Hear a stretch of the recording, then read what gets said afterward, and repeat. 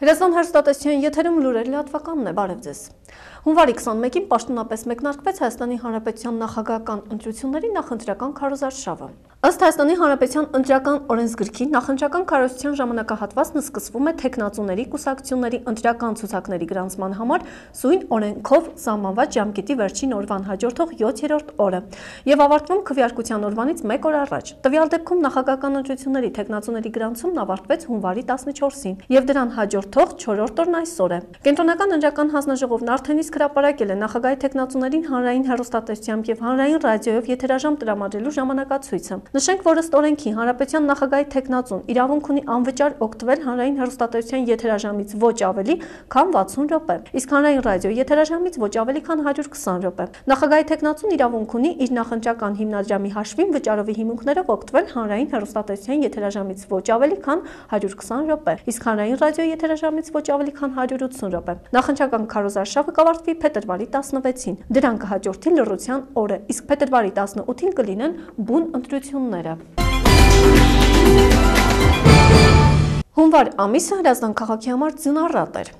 Փողոցներում տարվում են մաքրման աշխատանքներ։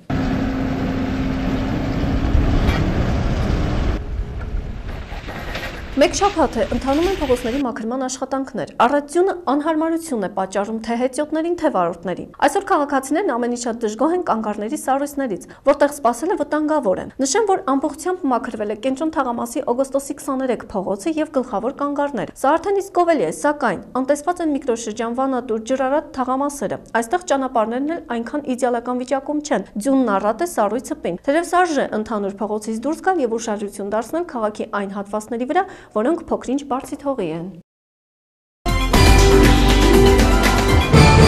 Միկրոշրջան թաղամասի խաչմերուկում գտնվող ցուցանակը գլխիվայր շրջվել էր։ Ասթանք չի այս ցուցանակ, որ կցուցանե ուր կե գնալ, ուր կե գալ։ Սպասվել էր ցուցանակի վախճանը։ Շուրջ 1 ամիս է, ինչ Հրազդան քաղաքի միկրոշրջան թաղամասի խաչմերուկի ցուցանակը, որը ցույց է տալիս, թե ինչպես պետք է գնալ միկրոշրջան թաղամասի G2 թաղամաս, կոտրված եւ թեքված էր։ Այն ցույց էր տալիս դեպի երկինք։ Արդեն 2 օր է ցուցանակն ամբողջությամբ ընկած է գետնին, սակայն կրկին անուշադրության է մատնված, դեռ որքան ժամանակ կշարունակի այսպես մնալ, դեռևս անհայտ է։ Պատասխանատու մարմինները, որոնց պարտականությունն է տեսնել այս խնդիրը եւ լուծել, հավանաբար չեն էլ մտածում վերանորոգման մասին։ Երևի նրանք նույնիսկ չեն էլ շրջում քաղաքով տեսնելու, թե ինչ է կատարվում։ Իսկ վերջում ավելացնեմ մեր քաղաքի նշանաբանը՝ միասին կառուցենք մեր Հրազդանը, որը խոսքից գործի այդպես էլ չի վերածվում։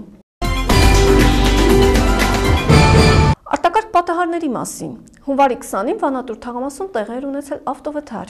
Ժամը 13:40-ին Հրազդան քաղաքի Վանատուր թաղամասի մշակույթի տան մոտ VAZ-2106 մակնիշի ավտոմեքենան դուրս էր եկել ճանապարհի երթևեկելի մասից եւ բախվել Mercedes C220 մակնիշի ավտոմեքենային։ Mercedes-ի ուղևորուհին մարմնական վնասվածքով բուժ օգնության է դիմել հիվանդանոց։ Նրա վիճակը բարվոք է։ Իսկ ահա Աբովյանում 2 կին թունավորվել եւ մահացել են շմոլ գազի արտահոսքից։ Հունվարի 19-ին ժամը 19:40-ին անհայտ քաղաքացուց ոստիկանության կոտայքի բաժնում ահազանգ է ստացվել, որ Աբովյան քաղաքի 3-րդ միկրոշրջանի 15 շենքի թիվ 66 բնակարանում գազի արտահոսքից թունավորված եւ մահացածներ կան։ Պարզվել է, որ 1973 թվականին ծնված Արմենուհի Թադևոսյանը եւ 1930 թվականին ծնված Աշխեն Ղասապովան թունավորվել եւ մահացել են բնակարանի վառարանից շմոլ գազի արտահոսքից։ Իսկ 1972 թվականին ծնված Օքսանա Թադևոսյանն անգիտակից վիճակում տեղափոխվել է հիվանդանոց։ Ոստիկանությունից հայտնում են, որ հանգամանքները պարզվում են։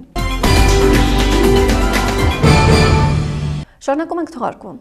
Վերջապես սառույցը տեղից շարժվեց։ Հայաստանի Հանրապետության առողջապահության նախարարությունը որոշել է ուսումնասիրել Մեղրաձորի ցիանիդի ֆաբրիկայի նախագիծը։ Առողջապահության նախարարությունը մտադիր է ուսումնասիրել Մեղրաձոր Գոլդ սահմանափակ ընկերության ոսկու կորսման արտադրամասի շրջակա միջավայրի վրա ազդեցության գնահատման վերաբերյալ փաստաթղթերը։ Մեղրաձոր Գոլդ սահմանափակ ընկերության ոսկու կորսման արտադրամասի շրջակա միջավայրի վրա ազդեցության գնահատման վերաբերյալ փաստաթղթեր փորձաքննության նպատակով Հայաստանի Հանրապետության առողջապահության նախարարությանը չեն ներկայացվել։ Սակայն հարցի նշանակությունը հաշվի առնելով Հայաստանի Հանրապետության առողջապահության նախարարությունը դիմել է Հայաստանի Հանրապետության բնապահպանության նախարարությանը նշված փաստաթղթերն ստանալու եւ փորձաքննություն իրականացնելու համար։ Հիշեցնենք, որ սույն թվականի հունվարի 10-ին Էկոլուրը դիմել էր Հայաստանի Հանրապետության բնապահպանության նախարար Արամ Հարությունյանին, առողջապահության նախարար Դերենիկ Դումանյանին, գյուղատնտեսության նախարար Սերգո Կարապետյանին, մշակույթի նախարար Հասմիկ Պողոսյանին, որպեսզի վերջիններիս ղեկավարած գերատեսչությունները շրջակա միջավայրի վրա ազդեցության փորձաքննության մասին Հայաստանի Հանրապետության օրենքի 5-րդ հոդվածի առաջին կետի համաձայն Մեղրաձոր Մանգոլ սահմանափակ ընկերության կողմից ներկայացված մեղրաձուլում ցիանիդային ֆաբրիկայի կառուցման նախագծի վերաբերյալ փորձագիտական կարծիք հայտնեն։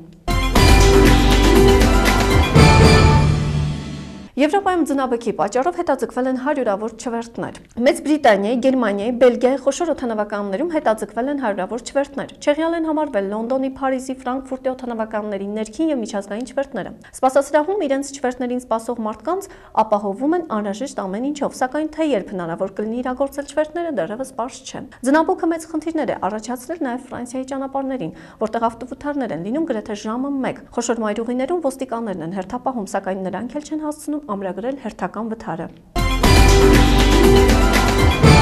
Վերջում եղանակի մասին։ Առաջիկա օրերին հանրապետության տարածքում օդի ջերմաստիճանն էապես չի փոխվի։ Հունվարի 21-ից 25-ը հանրապետության տարածքում սպասվում է առանց ստեղումների եղանակ, քամին հարավարևմտյան 2-ից 7 մետր/վայրկյան։ Օդի ջերմաստիճանն հունվարի 23-ի ցերեկը եւ 25-ի գիշերը կբարձրանա 1-ից 2 աստիճանով, 24-ի գիշերը նույնքանով կնվազի։ Իսկ ահա Հրազդանում հունվարի 21-ից 25-ը սպասվում է առանց ստեղումների եղանակ։ Այսքանն էր այսօրվա լրահոսի, ես հրաժեշտ եմ տալիս, կհանդիպենք լուրերի հաջորդ թողարկմանը։ Ցտեսություն։